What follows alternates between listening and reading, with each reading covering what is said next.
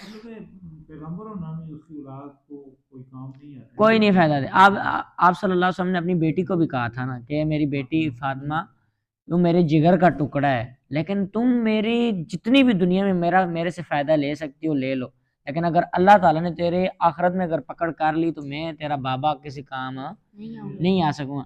حالانکہ ان کے اوپر کیا، وہ تو پاک ہستیاں تھی، پاک ذات تھیں، لیکن نبی صلی اللہ علیہ وسلم انہیں بات کر کے نا ہمیں سمجھانا چاہتے تھے. ہمیں سمجھانا چاہتے کہ بعد میں آل رسول آئے گا اور نہ نماز کا اسے پتہ ہوگا نہ روزے کا. دور دور سے آج نا آل رسول بنے ہوتے ہیں، 5-7 مندریاں انہوں نے لگائی ہوتی ہیں ہاتھوں میں، اور ہاں کڑے لگائے ہوتے ہیں، اور مشک دور سے مشک آ رہی ہوتی ہے اور گندی بو آ رہی ہے، اے آل رسول اللہ اللہ. ہاں سوٹے لگا رہے ہوتے ہیں. نبی صلی اللہ علیہ وسلم نے تو یہ کام نہیں نہ کیے نا.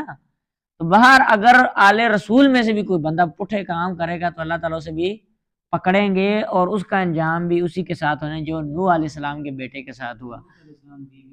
ہاں لوط علیہ السلام کی بیوی دیکھیں آپ، لوط علیہ السلام کی بیوی تھی نا. اب لوط علیہ السلام پیغمبر تھے اور ان کی بیوی کدھر جا رہی ہے؟ مشرکہ تھی، اللہ کے ساتھ شرک ملنے والی تھی، تو اللہ تعالیٰ نے اسے غرق کر دیا. تو اللہ تعالیٰ سے دعا ہے اللہ تعالیٰ سے ایمانوں میں ہمیں کامیاب